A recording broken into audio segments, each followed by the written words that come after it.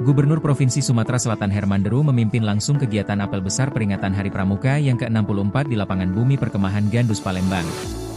Pada kegiatan apel diikuti oleh 1.200 peserta yang terdiri dari pramuka siaga, penggalang dan penegas Kota Palembang serta dihadiri oleh seluruh pengurus kuartir cabang di 17 kabupaten kota se-Sumatera Selatan.